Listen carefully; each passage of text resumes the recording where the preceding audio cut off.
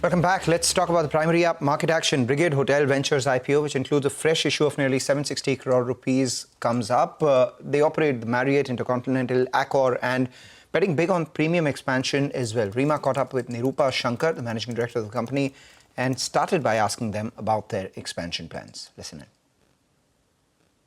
We've already signed with Hyatt Group, and then we are looking to add to our existing hotel operators with one more brand. So 1604 keys as of now, Yes. with 10 new in the pipeline. Yes. What would the expected key count look like? So we've declared and given the exact numbers for 5 of them. So that will add to about another 1,000 odd keys. And then with the remaining 5, we've not given the exact numbers yet, but it will add a few hundred more. Got that. And what's the expected timeline when these will be, come on stream or be operational? Yeah.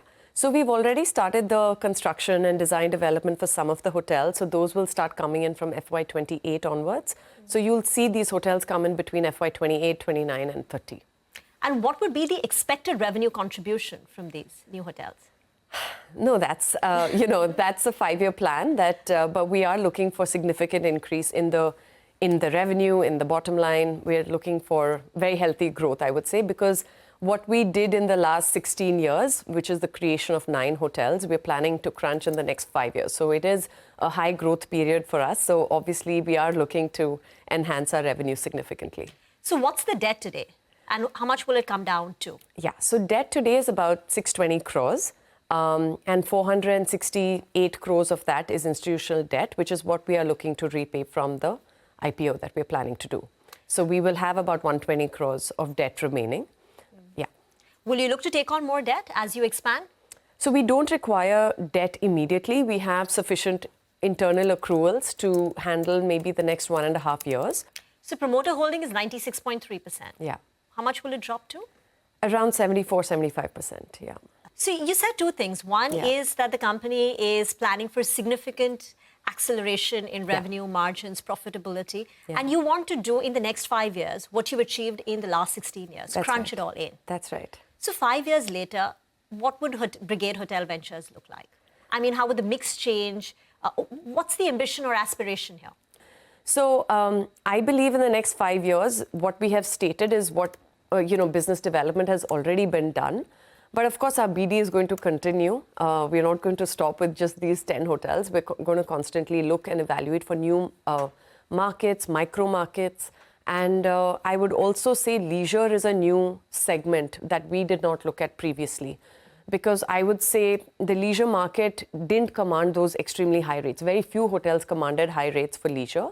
And occupancy was also much lower than business hotels. But COVID, post-COVID, everything changed in terms of market dynamics.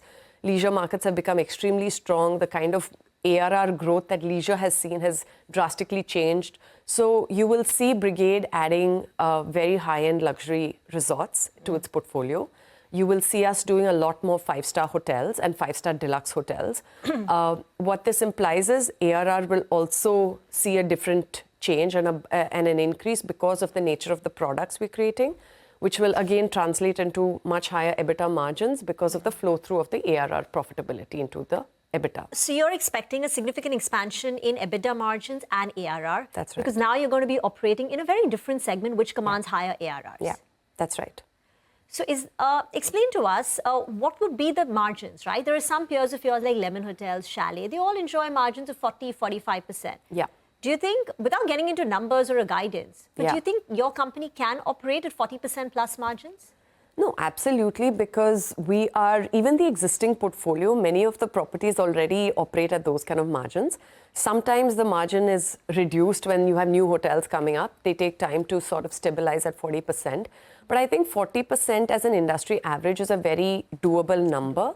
And honestly, even in any sort of segment you operate, so even if you're in the mid-market or even if you're in the higher-end segment, it is possible. So maybe there could be few percentage point difference. I would say in the 5-star luxury deluxe category, anything above 45 to 50% is very possible.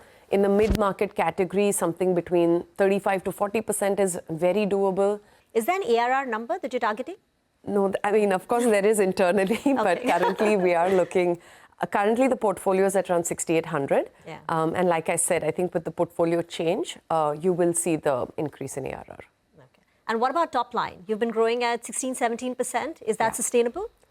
Absolutely. And I would say, you know, last year we did about 16, 17% increase in the top line, about 15% increase in EBITDA. And there's nothing to prevent us from doing something similar in the coming year without any addition in the portfolio. A lot of the portfolio, like I said, will come in, it's under construction and will come into play in FY28 and 29. Occupancy, what's your own view? Occupancy, you know, currently our portfolio is at 77%, which is a very healthy occupancy for an entire portfolio. Despite the fact that we just launched a hotel last year. So I would say without that one hotel we launched, it's closer to 80%, it's 79% or so. We're pretty happy with the occupancy, but obviously nobody wants to sit on their past laurels. We are looking to see how we can take that up to maybe the mid-80s or so. That is our end objective with all our operating hotels. Okay, so just one final question. Would you look to launch a hotel under your own brand name? That's the question we have pondered over. But, you know, today our strategy is that we like to partner with global tier one operators. I think, like I said, the Marriott's, IHG and Accors of the world do their job extremely well. And I think we would want to continue with the branded players.